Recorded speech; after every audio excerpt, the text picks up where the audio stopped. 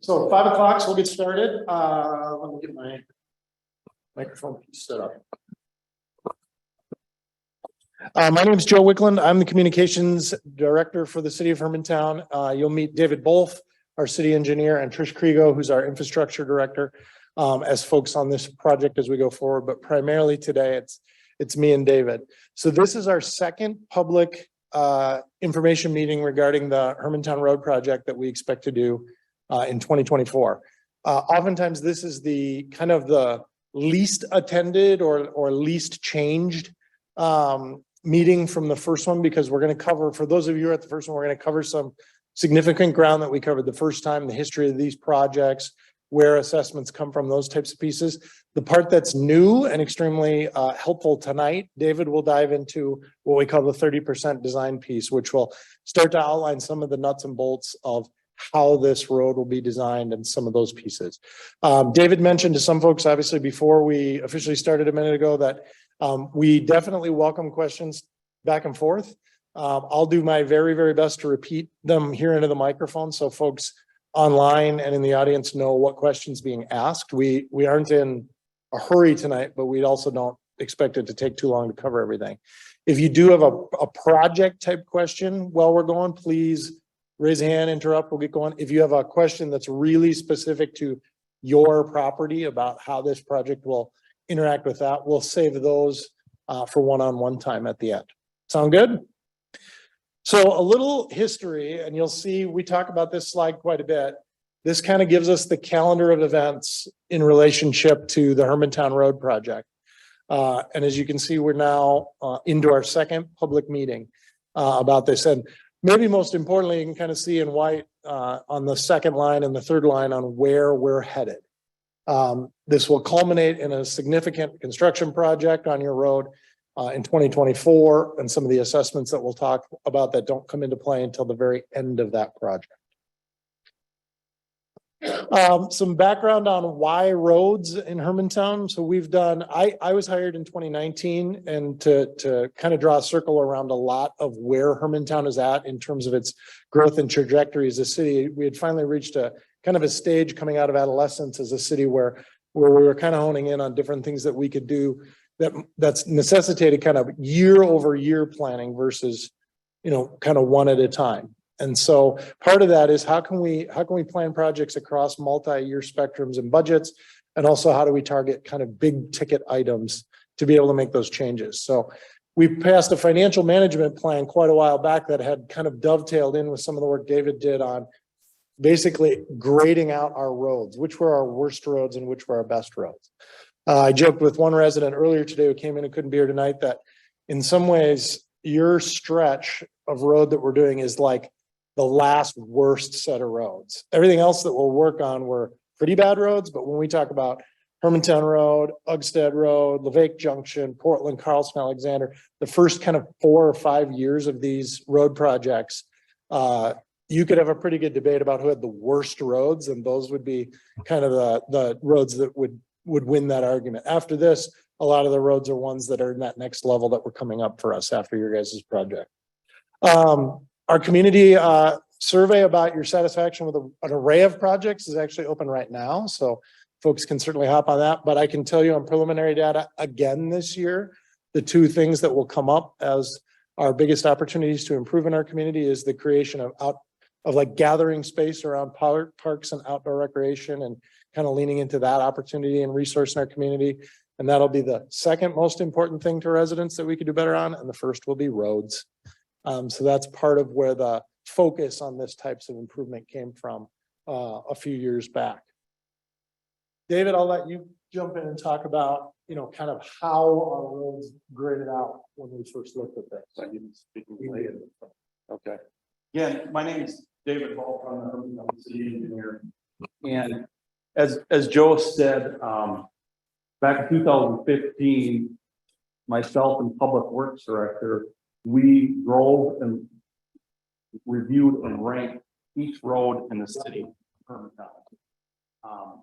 And the grading system was 1 through 5, a 1 being a road that was new and a 5 was a road that needed to be reconstructed or failing road. So when we rank these roads, there's different, things that we would do to extend the life. So the roads that were ranked in a 1 and 2, there's a different treatment that we would do for a road that's a 3 or a 4, and similarly a 5 would typically be a road that is reconstruct. And these improvement strategies for the 1s and 2s would be a mill and overlay. 3s and 4s would typically be a reclaim and overlay, and then the 5s were the full reconstruction. The project that we have before us this evening is kind of falls in that 4 to 5 threshold. So right now we're anticipating about 3 of the 4 miles is going to be the reclaim and overlay and redoing ditches and driveway culverts, and about a quarter of it, or 1 mile, is going to be a full reconstruction. And that's going to be based on soil borings and how the road has, performed over time. So we have different standards in Hermantown for rural roads and urban roads. And the difference between those two, on the left-hand side of the screen here, we have rural roads. And those are roads that have ditches and culverts. The urban roads typically have curb, gutter, and sidewalk. And the area of Hermantown that this project is in a rural setting and has a rural road character to it. So that would be the road standard that we're going to apply to this project. Are you talking about the FMP? Yes. Okay. So as I mentioned on the front end, doing these types of projects requires kind of, I wouldn't say like a different type of thinking than was done in Hermantown before the last decade, but requires you to be able to plan across multiple budgets to be able to do projects of this size. And so the financial management plan that was passed in 2018 and early 2019 was the first step in taking some of the work that David and Paul Sensed and our public works team did in deciding what roads were the right ones to attack first in terms of improvement, and then getting into how we pay for that. The financial management plan does a variety of things for us, everything from existing debt and how we manage that, all the way to how we deal with our current proposed budget. A much better story than what you'll see on your screen up there. I just did an interview about this. So we looked at multiple years and had kind of committed to doing this in 2019. And I don't know if any of you are aware, but there was a massive global health pandemic in 2020, which made all of everyone's plans and budgets kind of meaningless on the fly. And for a very key moment in our city's history, we fundamentally used what is always the second part of the financial management plan.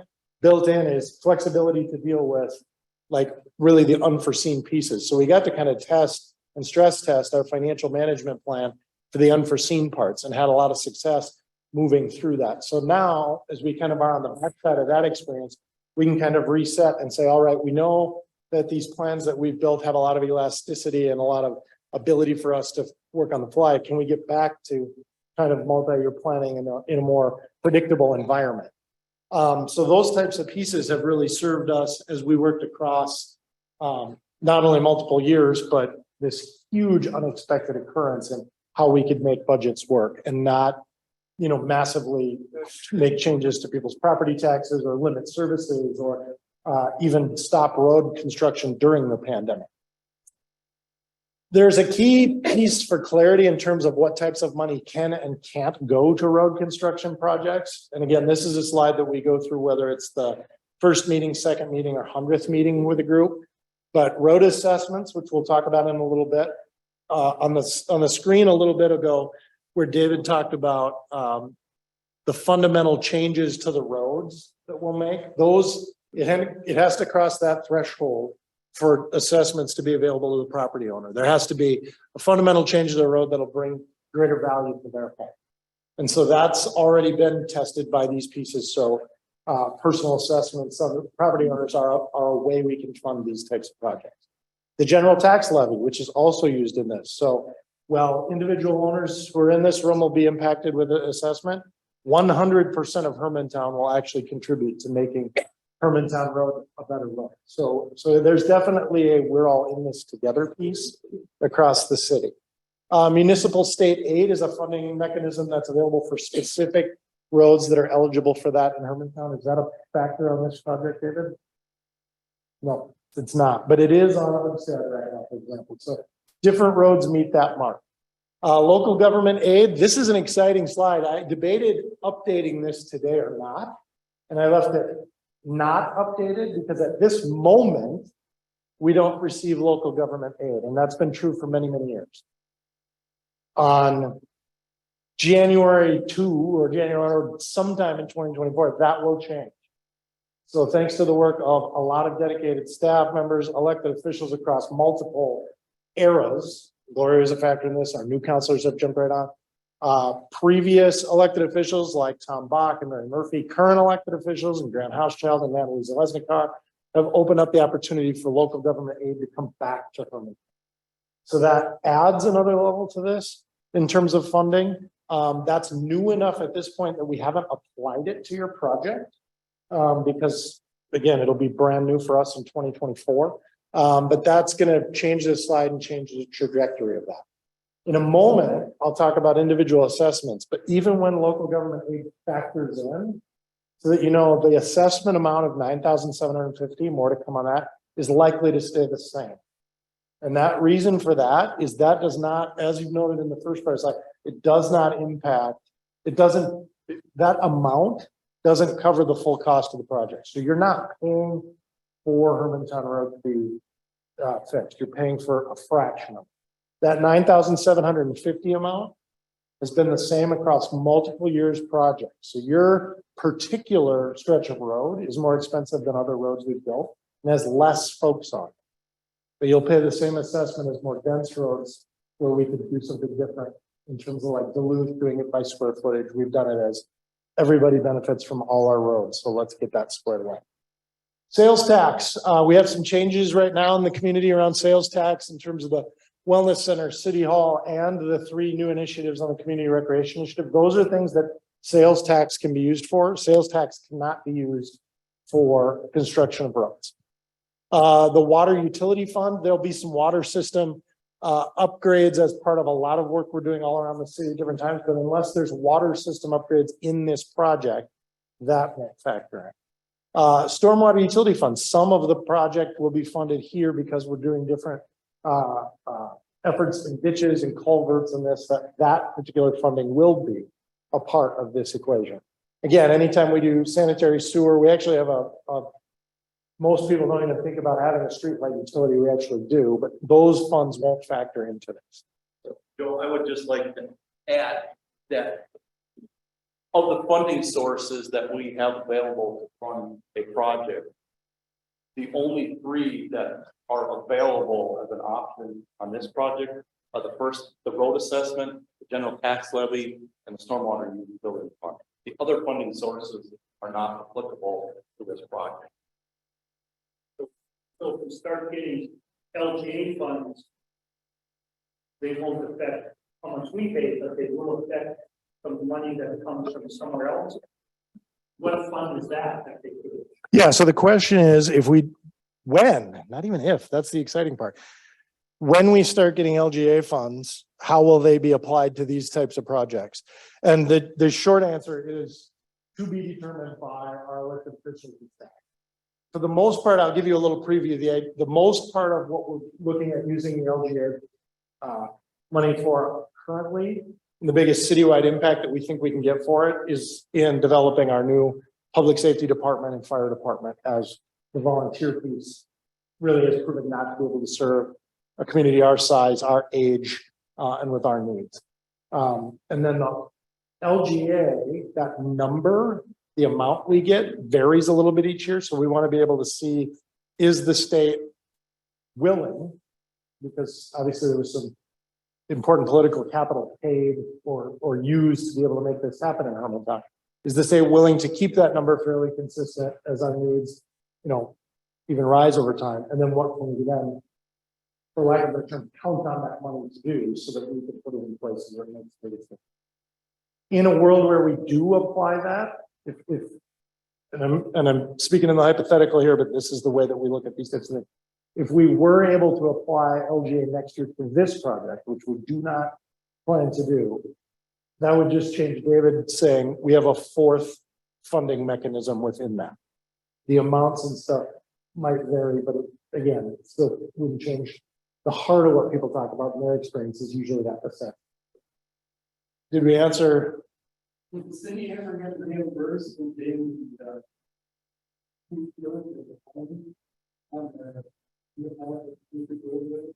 So the question is, did the city ever get reimbursed for being the detour for St. Louis County on Maple Grove Road? I can't speak to that, David, because I don't think we did or do on those types of pieces. So unless you have some different information than I do. I've never seen that scenario play out. The only time something like that would play out is if the people were,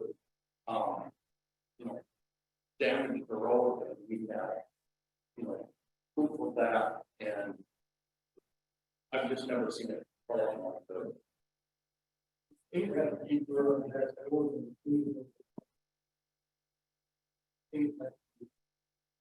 So the statement in here is that out on Beck's Road, and if anybody's familiar with that, kind of out in Gary, as a county road, the state did reimbursement, it sounds like, and that very well. Yeah.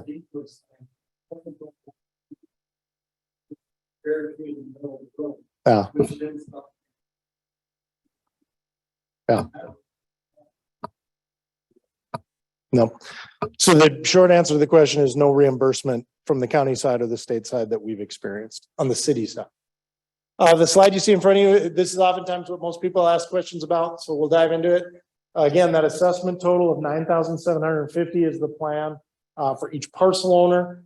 The payments per year, let's be clear about that, where there's kind of two ways that folks handle this particular payment. We do have some who come in and pay $9,750 on October, November, December when the project's done.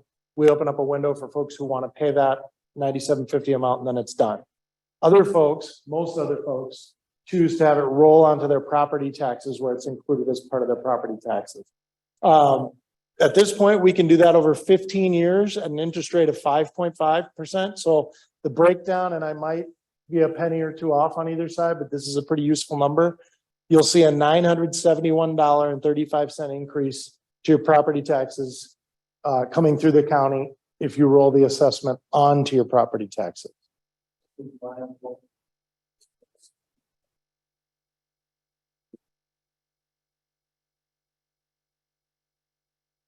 Mm-hmm.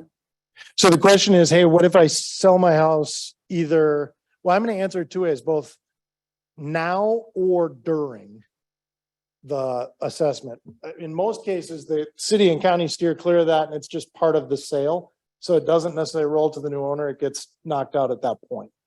But on the part that's maybe a little bit more useful at this point is, and this was a discussion I had earlier today, so that's probably why it seems so true to me now, is this is definitely an announced scheduled assessment. So if you're putting your house on the market, your realtor will help you guide that, but this isn't a secret. The $9,750 is the proposed assessment, even though it's a year plus out. So keep that in mind. Did that? Yep. That's a negotiation. How that gets paid can be either way. So it can be the cost of the house goes up and you feel like you've absorbed it that way. It could be part of that transaction. Yeah, but it doesn't carry over. Yeah, it gets knocked out of that one way. So I guess I would like to add that, when the project is completed at the end of next year, there'll be a assessment hearing at the end of the project, and the city council will certify that assessment roll. And it's my understanding that whoever the parcel owner is at the time that the assessment roll is certified is the they're the ones that are on the, on the hook for the assessment. So again, you can, if you're gonna sell your home, you can, negotiate that as to who pays it. In my opinion, it needs to be disclosed that there will be an assessment to this parcel in the future. And that assessment it's not triggered until, I think it's January of 2025 that the assessment will be triggered. So I moved it forward to the next slide so we could see our calendar again for exactly that. So you'll see construction pieces, you'll see, this is the previous years.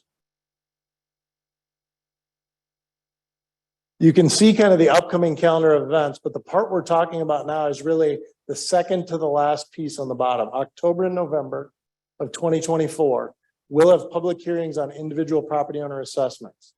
So that's where folks can appeal or walk through a variety of different processes related to their individual assessment. And then usually November of 2024, the last meeting of November, the second Monday or the third Monday in November, is when we approve those assessments and they go on to the tax roll. We have a window from that point forward till the county picks that up, usually mid-December, if folks want to just come in and have it knocked out on that spot. And again, we always have a handful of folks who choose to do it that route.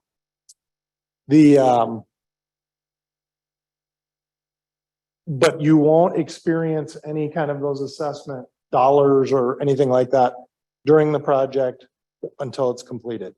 Let me go backward. The reason I want to walk you through it differently is, so the Ugstad Road project was delayed a year, very different type of project, and was delayed by some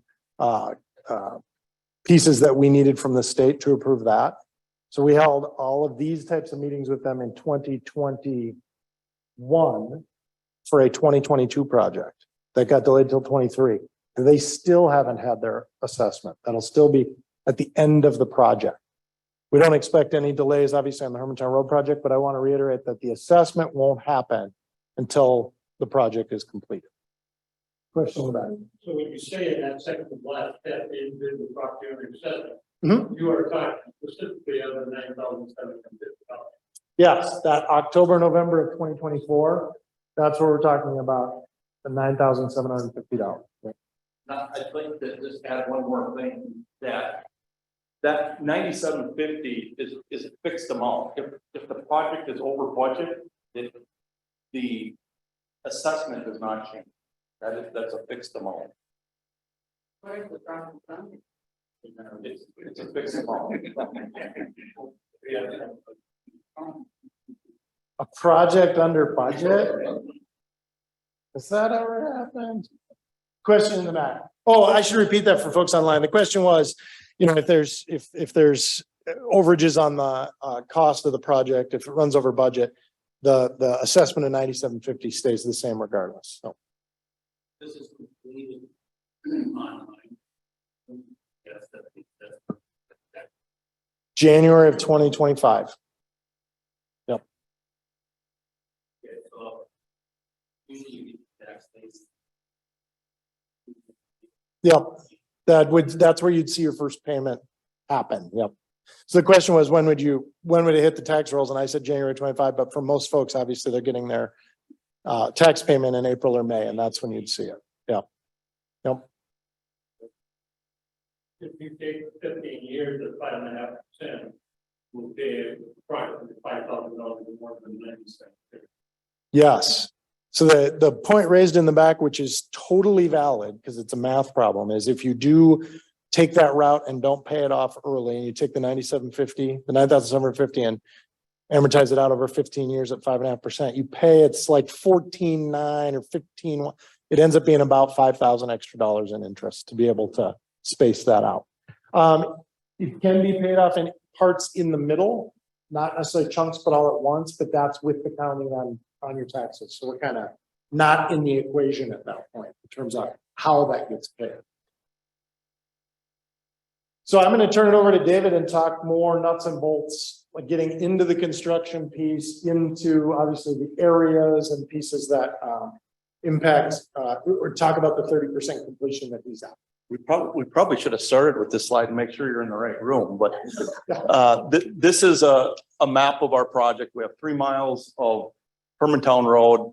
At the west end, which I say at the beginning, is Highway 2, and the east end is Ugsted Road. And then we have Old Midway from Midway to Midway. So there's 1 mile of that road and 3 miles of Hermantown Road. Yeah. So this next slide is the, we call it a typical section, and that's slicing the road vertically. And this is what we call our in place or existing typical section. It shows that, you know, we have approximately 2 12-foot lanes out there. It does vary, but for the most part, it's 12 feet. And you can see on here that ROW stands for right of way. If you've noticed here in the last few days, I've had the surveyors out there and they're marking the right of way in the center of the road. So you'll see lap, the little woods with the orange ribbon out on the edges of the road. That is the right of way that Joe had mentioned before. That is the corridor that the city has the right to make improvements in. And then on the center line, we have pink paint, and it has some numbers. Every 100 feet, it's called a station. And we started at Highway 2 and we went east to Ugsted Road. So, you know, if you can kind of see in there, we have stations every 500 feet. So the 5+00. So that's how we know where we are in the world when we design these roads. So we'll go to the next one here. So this is the our rural Hermantown standard. So as I had explained before, we are going to apply our rural standard to this project, and that it's a 24-foot wide pavement and then 2-foot shoulders on the other side. So a good example of what the most recently completed one is LeVay Junction. It's the same section that we're going to apply to Hermantown and Old Midway. So it's 24 feet wide of pavement, 2 feet gravel shoulders on each side. And then the composition of the road is there would be 4 inches of blacktop and then 8 inches of flat 5 and a foot of sand. That's our minimum standard. There's locations where we know we're going to have to rebuild, and there might be some swamp sections that we have to increase that sand layer to bridge those bad soils. So we kind of account for that in our design. Okay. Ditching it all? Oh, yeah, and then the ditching, good point, Joe. Part of why I had the surveyor stake the right of way is just so it gives us as the city and designers an understanding of where we can make our improvements, and it also gives you, the residents, the owners of the property, an understanding knowledge of where the property line is and where the right of way is. One of the contentious items on projects are trees. And that's one of the main reasons I had to stake out, because when we go through and put new driveway culverts and ditches between those culverts, there will be trees that will be taken down as part of this project. And I just drove the whole project before I came up here, and I know there's especially on the west end, there's some nice rows of pine trees that I'm pretty sure that we can preserve those, because I saw the right of way markers, the trees are beyond the right of way, but the feel is going to be a little different from this road after we go through and ditch it. And I think it will be for the better. Opening that up, you won't have as much shade on the road, and especially in the winter time, you won't have the ice spots that develop on those shady pieces of the road. Question, yes. Could you replace trees that are taken out? So the question is, do we replace trees that are taken out? And if they are in the right of way, the answer is no. If we had to get an easement and take a tree that's on private property for a reason, then we would replace those. At this point, we don't, at least at this point, we don't expect any easement needs. We haven't explored it at this point. So it'd just be the right of way tree.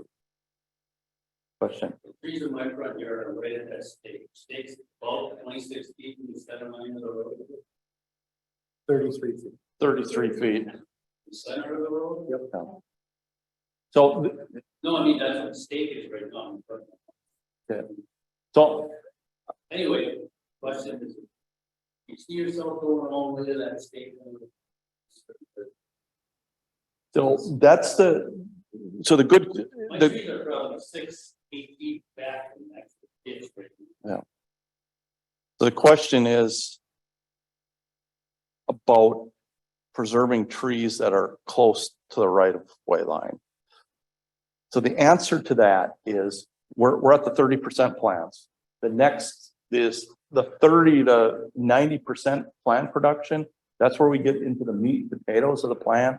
And we look at individual driveways. We look at drainage problems. We look at culverts. And what we'll likely do is we'll either call another meeting like this together, or if we feel that there's a significant impact to somebody's perceived front yard, we will meet with those people individually. You know, and we will, when I say individually, we'll come out to your house with a plan and say, you know, I'll spray paint them and say, this is where we're improving to. Yeah. Yeah, I just have a comment to, in regards to. There are situations where the road, the yard one. Yeah, the driveway in time makes as well. Yeah. So I wanted to make a couple of points that, one is Hermantown Road does not sit, we have a 66-foot right of way, and that's the lap and the orange ribbons that you see. It's not all complete today, but I think by tomorrow it will be. So if you pull the tape between those, that's 66 feet. The road is not necessarily centered there today. So when you pull 26 feet, the road may not be centered. So my first attempt was we were going to put the road back in the center of that 66 feet. And if there's impacts are too great to one side of the road or the other, then we will look at what we call splitting we'll put the road back where it is. So what we've learned on some of the previous road improvement projects we've done is if the road is shifted one way, the perception is, okay, we're moving the road over here. I'm losing front yard. My neighbor's gaining front yard. And I want to be clear that the 66 feet of right of way is the city's corridor to work in. So the perception is a little bit skewed because it's not private property, that's right of way. Question. Is a lot of that from the differences in surveying from when we built the road originally to yes, I've seen that happen properly. So the question is the deviation between the center of the traveled roadway and the platted right of way. So what, in my opinion, talking to the surveyor, I talked to him this morning specifically about this, and the old line work or surveying that was done when they established that matches exactly with the GPS technology that we have today. The right of way and it fits perfectly. The deviation is when contractor A built this road, it didn't get built exactly in the center for whatever reason. Yes. The question is, are we going to move the power lines? It's a good question. That's one of the next steps in our design process is we have a utility coordination meeting, which we send out plans to all the different utility companies. We explain what we're doing and if there's impacts to, fiber that's buried or electrical or phone line, we'll determine that. So if there is a conflict, they're required under our right of way agreement to move that at their cost.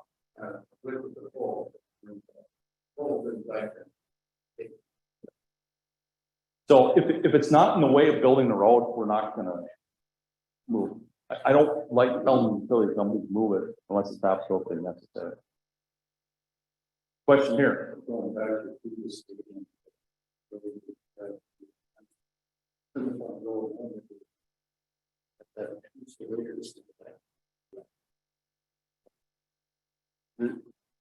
was sale and one was. So a benchmark or a county monument. The one's for elevation, one's for location. Okay. All right, well, I'll ask the surveyor about it. My friend was. Here.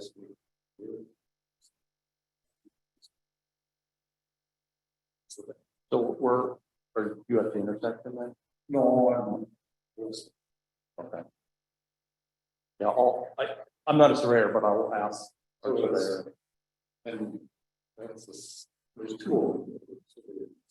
Second one. And then Okay.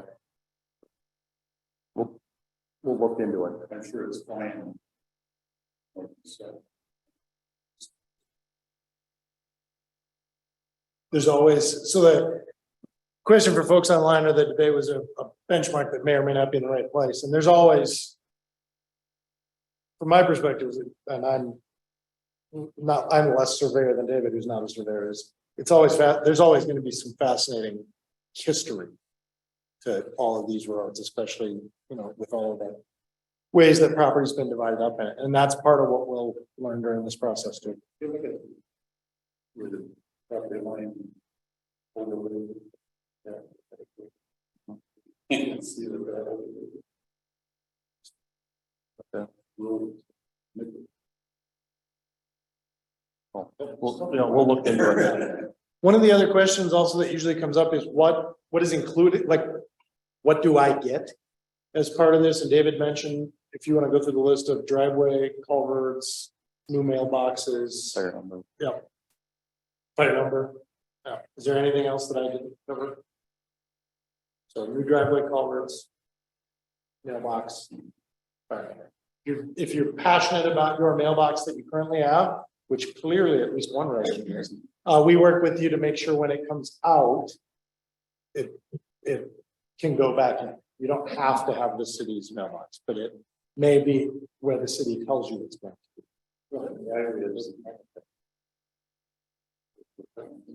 So the question is, do we put a driveway culvert where a driveway culvert doesn't exist today? And the answer is, I don't know today. What we do know is when we go through the design process, we evaluate the ditches. The example of where we would not have a culvert is typically if your driveway is at the high point of the road and the water goes both ways, there's not a need for a culvert.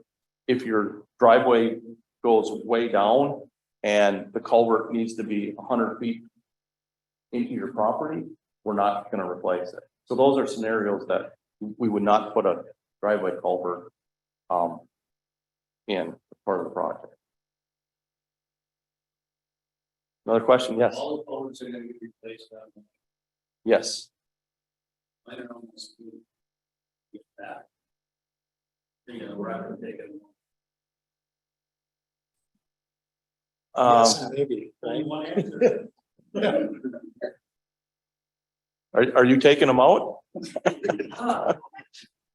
No. So the answer is, can we salvage culverts that are new or fairly new?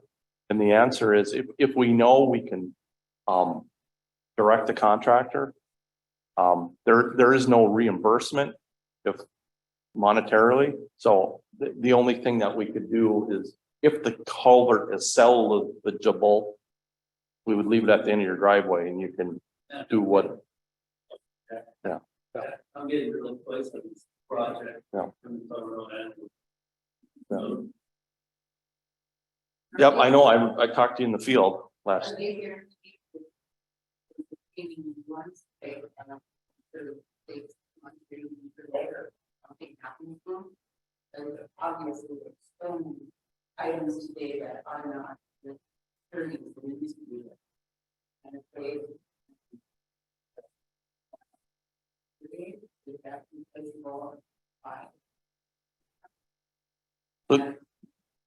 So the question is about culverts. What do you do if there's a problem with them in the future? So big picture, these projects carry a 1-year warranty, and that warranty starts from the time that I accept the project and the city council accepts it. So let's just say that's November 1 of next year. So that would be November 1 of 2025. We have a, warranty for it. So as far as a failed culvert, I would have to talk to the Public Works director, because he's the one that takes all the applications in for new driveways, and he replaces the culverts. I'm not exactly sure what his policy on that is. Some do and some don't. It depends on the location of the culvert. So that's where it's a little bit beyond David to answer. I will. Quality. See and see, could be. Yeah. So And I think David's experience and what we are purchasing now is just different, that we're not as worried about that quality. And I will add that, probably in the last 10 years, it's been, pretty commonplace, is that the metal culverts that we specify are, aluminized steel. So they're steel, but they're dipped in an aluminum, solution. And that solution is a lot more resistant to rot and decay than a standard steel culvert. So we've specified a lot of them, and I can't remember the last time we've had one that we've had to go back on, in the last 10 years for sure. And when David talks about the 1-year warranty, it's really a relationship we have with the suppliers and contractors in terms of the products that we purchased being insured and then being covered, and then their work being covered. And the But- standards sometimes. Yeah. We have a question in the back here. Yeah. There is somewhere in last summer, I've seen some culverts replaced by the city, and city crews are working. Yeah. So who's paying for that? Homeowner or the city? It depends on the individual project. So in some cases, it could be the homeowner, in some cases, it could be the city. Obviously, the focus on making sure that we have a usable stormwater system means that sometimes that work is best performed by us, even if it is on resident dollars. So that's really similar, like David saying, let's size those up at the individual level as a property owner. That's the answer to that question at each. They melt on the road, they see one on each side of the road. Yep. Well, and the city crew was one changing and then.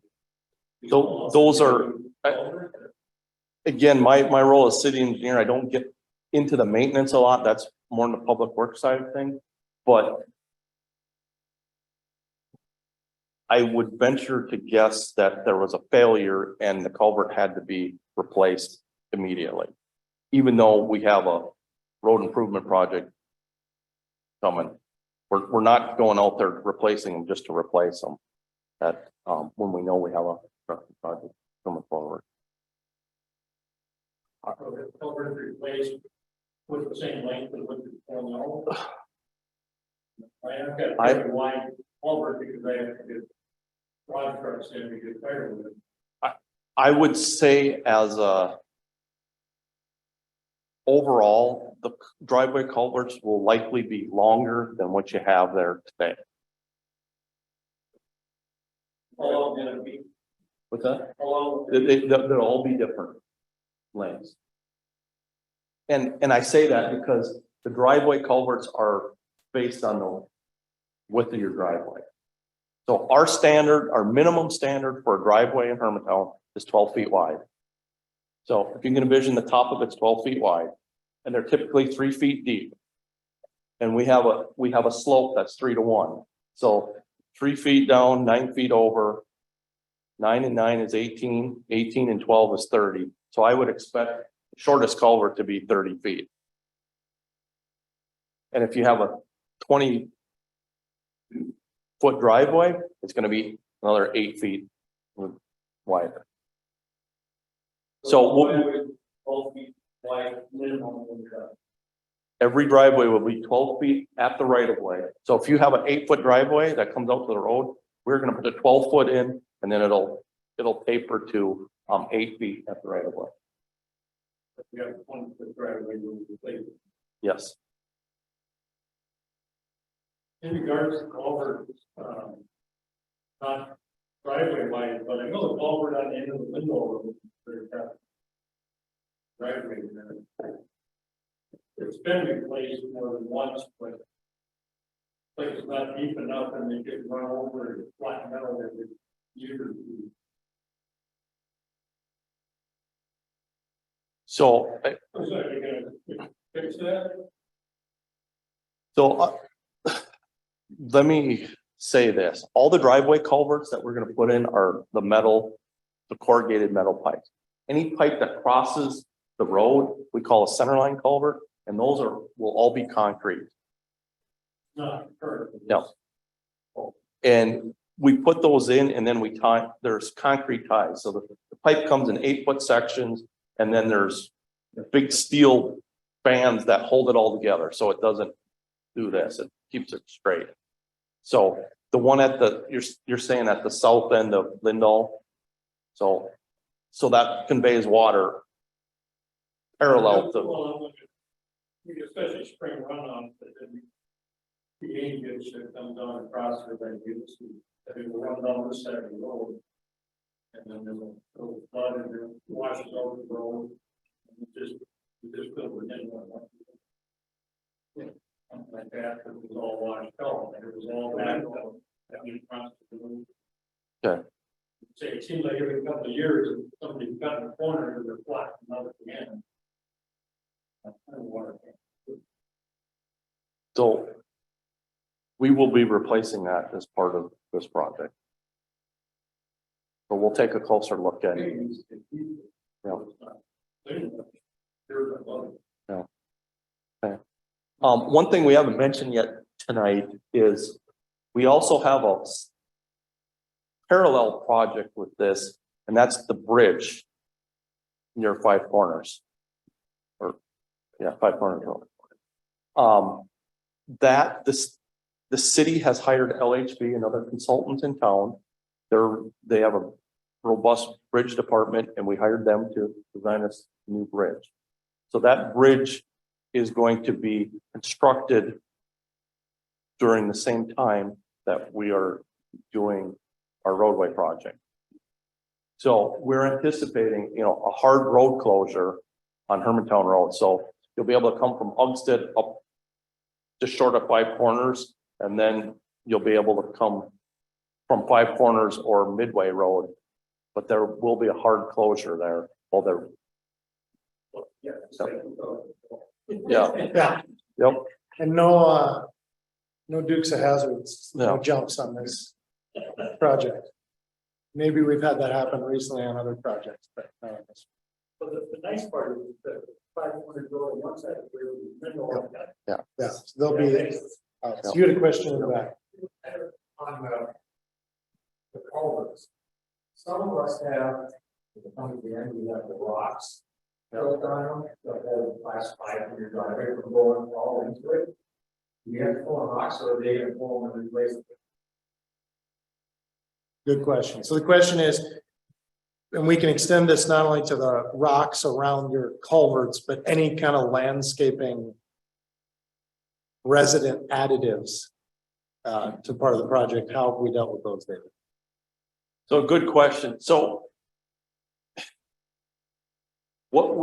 those rocks, we refer to them in the engineering world as riprap, and then they're energy dissipators, and so the water goes through it, kind of slows the water down so you don't get erosion.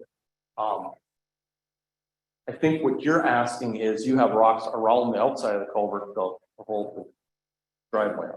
Right. So that condition won't exist anymore because you have a near vertical face. We're going to have a 3-to-1 slope, so that will get landscaped with either sod or seed and mulch. That area, it's not going to be straight up and down. It's going to be a mowable surface. Unless you're, if you're particular to those rocks, then I would say salvage them and put them aside, and when we're done with the road project, put them back. No, I'm not particularly doing that. I just want to make sure because I have something every year. They didn't have it, to go away. That's how we create those conditions. No. 1 year. All good questions. Very good questions. And if we have folks online, you can unmute yourself and jump in at any point. If you've got a question online, we'll be able to hear you. But any other questions here? Yeah, fire away. Last year I replaced my blacktop, but I think that's why mixed. But I saved about, I don't know, 4 or 5 foot chunk right up the road. I saved that.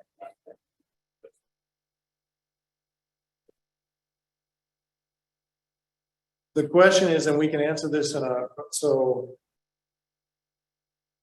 how do we deal with varying driveways, David? Some are blacktop, some are newly blacktop, some are paver stones, some are gravel. So that's a good question, and it's a very common one across these projects. And that's part of why I had the surveyor stake out the right of way. So what we will do is every driveway, we're going to make a saw cut or a line right at the right of way.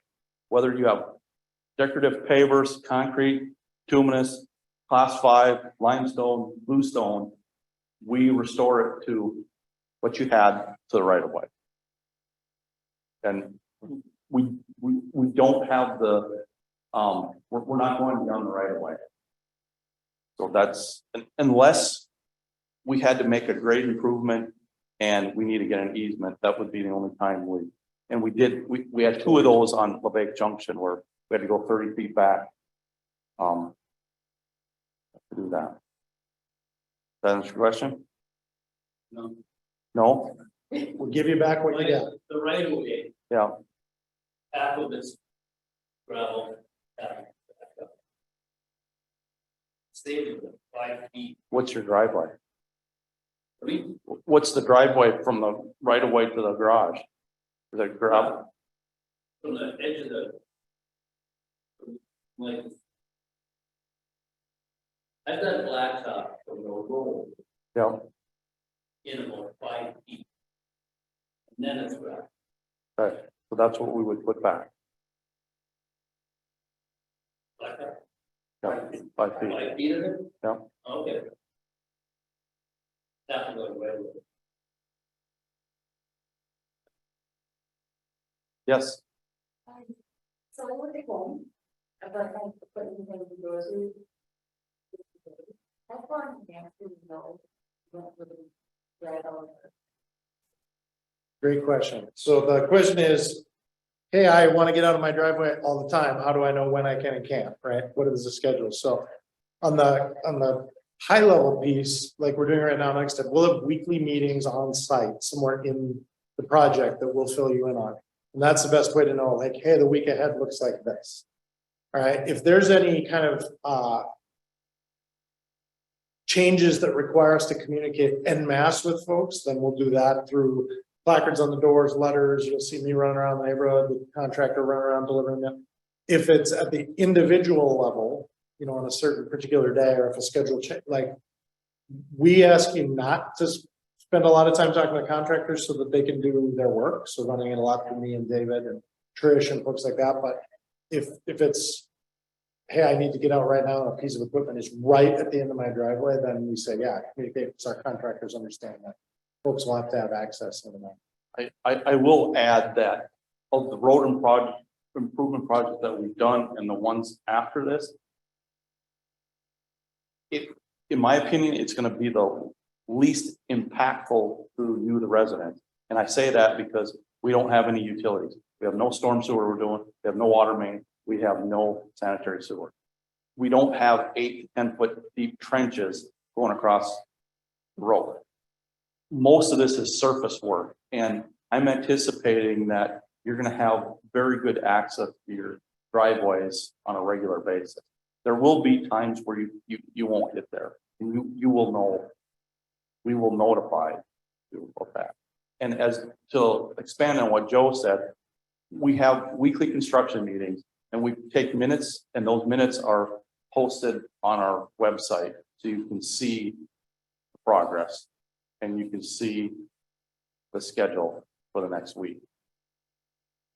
In fact, I'll give you a heads up on a regular complaint.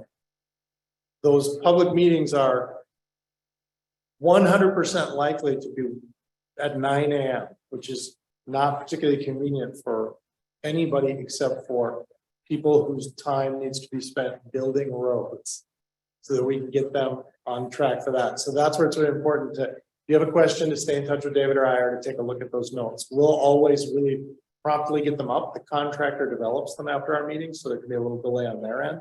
But we'll get those up as soon as possible. So when you say, hey, those aren't super convenient times for us to be there, absolutely true, understood.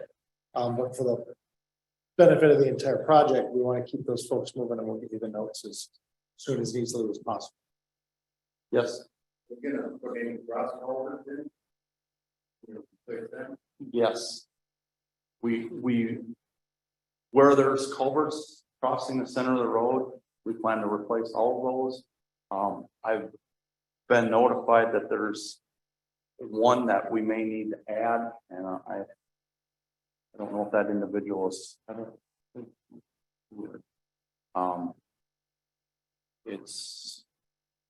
It's between Old Midway and Highway 2. There's a field on the north side that collects water.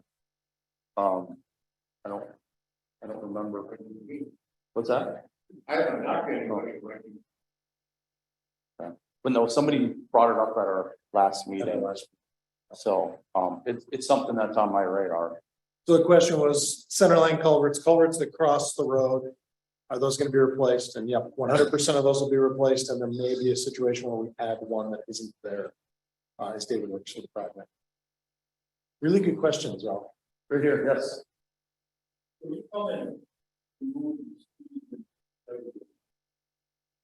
right up to paint the one. There's a tree just outside the right of way that more than likely is going to damage that always move. Damage don't die a year later. You take care of that. Because I don't have that problem. So the question is trees that are on private property close to the right of way, and we take a tree or we create a ditch and it impacts the roots and that tree dies in a year or so. What's the process? That question has been brought up a lot over the course of my career and the project in Hermantown. And Every tree. every tree is different, every project is different, and I'll say that's kind of a game day decision. When we're doing ditching, maybe we'll steepen up the back slope of the ditch. On Levesque Junction, we put a bunch of rocks, protect the trees, Or you take the free out. or take the tree out. So those are all options. Okay, one more question. Where is this project going to start? And, Question is, where does the project start and stop? And that is not my decision. We typically allow the contractor to approach it how they see fit. And my crystal ball would say they're gonna break this up into 3 segments. Segment 1. Highway 2 to 5 Corners. Segment 2, 5 Corners to Uxted. Segment 3, Old Midway. And why I broke it there is we have a bridge in the middle. So we're gonna have 2 contractors doing work here. And they're gonna have to leapfrog around the bridge. So, and where they start, I don't know. Unless there's a, you know, there's not a school out here, we don't have Summerfest. There's a couple of businesses at the south end, so unless there's a big reason to prioritize or direct the contractor, we're gonna leave that up to the contractor to approach the project how they see fit. And the question before that, we talked about this pre-meeting with some folks, and I was just there to bring it back up, is the idea of trees that are on the private property but might be damaged by the work being done in the right of way. And David said, again, with game day decisions, tree, the best advice, and it's part of why we have these meetings, is one, like David said, those stakes are being put in at the right of way, so you can start communicating with David and I now on that. We can kind of take a look, and there's no reason to, sit back and wait. We can start those discussions early on, so we learn about, which trees are important here, which not. So the example you gave, we worked with one resident on this road project and took out a tree on the city's dime that they were worried, not on this particular project, but a road project like this in years past, to take out a tree they weren't willing to bet on. And another one I remember specifically on Alexander Road, where we felt as a city like, hey, we'll take this for you, and that's probably the best bet. And they said, no, we want to keep it going. It's still good. So this isn't something that's going to this won't happen to you unless you don't communicate. So that's why we create these opportunities for you to be able to say, hey, this is great that you're taking. Take this one too, because I think it's doing great. That's on our dime. Let's get it done. Versus we don't know how important something that's in the right of way is to you. We'd rather know. Otherwise, we don't. So stay in contact with us and stay in communication once those the right of way is staked and once we get into it, so that when David is making that game day decision, we've got some kind of idea on how your feelings and how this object in the right of way or just out of it matters to you. And I'd like to add to that is I'm not saying today that we're clearing every tree between those orange ribbons. The goal is to design a road that fits the best we can in the right of way that we have. There's going to be some places that we don't have to take any tree.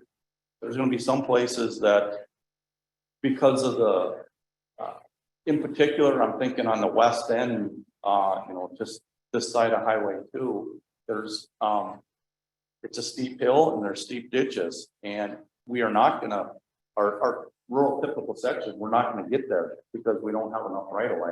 So the compromise is maybe we'll make a ditch that's not as deep.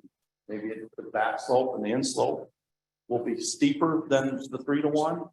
So those are tools we have to stay within the right of way and preserve trees. So to your question at the beginning, are we just going to rock and roll down 66 feet and clear it out? No, we're going to, like David said, map out what works for the road, what works for the stormwater system, and what kind of keeps as much intact as possible. Some places that'll feel like a tree made it, other places it might feel like a tree didn't. So again, stay in connection with us, especially once you see where those right of way stakes now.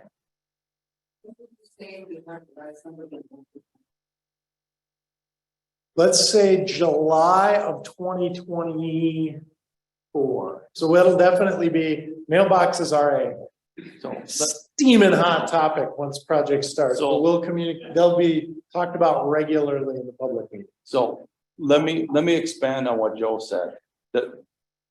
The program that we're gonna have in place in our plan is every mailbox gets removed. And when I say removed, that goes in a dumpster and hauled away. If you wanna salvage it, it's gonna be up to you to remove it. The contractor will put in new mailbox posts and new mailboxes at every resident. And after they're installed, if you want to install your decorative mailbox, then that's your obligation to do that. I think it's set up all the mailboxes on one end, like. Yeah, you'll have mail throughout, but we'll work with one, the contractor, and two, the seemingly more elusive as the years go by, USPS, about the best way to make sure you get your mail. So whether that's gang mailboxes or where those get located, obviously too early to tell, but that'll be a factor that we'll be working through at the very beginning. I'm anticipating we are not gonna have gang mailboxes on this project. And I say that again, because we don't have these deep utilities. And I envision that 95% of the time, we're gonna be able to drive through this project. There's gonna be some delays and inconveniences, but you know, we gotta maintain garbage and mail service to the homeowners. So, but we are in contact with the postmaster, and they're the ones that have the ultimate decision. It's not me, it's not the city. It's the postmaster that makes that decision. And if there's a game box, they make the decision on where it goes. So if there's one gang box at the intersection of Midway and or Hermantown Road, Joe and I don't want to call, because you have to drive 2 miles or around a bridge that's out. You'll still call me and we'll partner together and talk to the USPS about why they do what they do. You guys put up a game box. If the postmaster says Yeah. we need one, then yes, that's part of the plan. Some of us on old Midway will share, mailboxes on one, only now each person over, homeowner will have their own. Yes. Yes. They can be right next to each other, but there'll be one mailbox on one post. Oh, one other thing on mailboxes, so you're not surprised about it. We do not put the numbers on the mailbox. Everybody's individual, and whether you want a black magic marker or gold plated, that's up to you. What we do is on the inside, there'll be duct tape with a magic marker that has the block number. When they open it, they know. So that's come up on many projects, and that's the position, we've taken is it's up to the homeowner to put the numbers that fits their. We give you a blank sheet of paper. You just be as Creative. creative as you want to be. Or as you don't want to. First, they were mailing.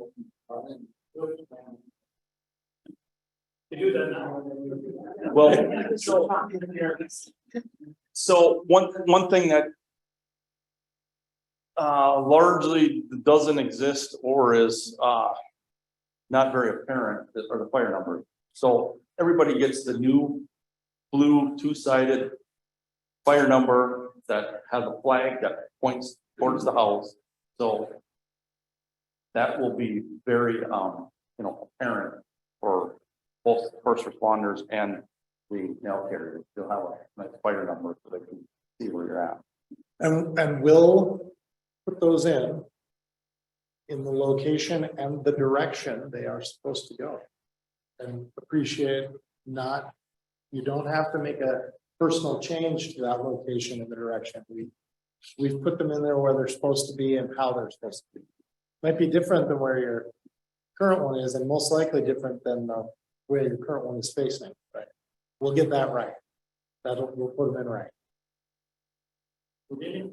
So you look and see if the, telephone, posts, telephone wire posts are right away? No. So the question is, have we looked at the phone pedestals, where they are in relation to the right of way? We know where they are in relation to the right of way based on our survey. Have I looked at them individually? No. Do I only care if they're in the way of our ditch or a culvert. You know, if they're on private property in the right of way, unless we have to move it, I'm not concerned about that. Yeah, I was just curious if anybody looked at that in advance. Notified. You know, and as I said earlier, we'll have a utility coordination meeting and that will, if there's an issue with it, it'll be brought up at that time. We've had some, I'm thinking of our first year doing this where there were like some significant poles that need to be moved and other projects where none of them happened. So it's kind of see how it shakes out one day. And Yeah, these, so- and these are just. Yeah. They're light green. Any other big brain questions for individual ones? David and I'll hang around for a little bit. But is there any other big project wide questions that anybody's wondering about? Perfect. Well, we will communicate next steps and if we're getting back together at a later date for 90% design. But the communication piece right now, again, if you see or have questions about where David has had the right of way staked and you're wondering about how that fits in. Again, on the roads website where all of this will eventually be posted, you can find both David and my contact information. And then for your neighbors who weren't able to be here tonight, this recorded meeting will be put online. I'm gonna say tomorrow, but definitely by next week for sure. Definitely by next.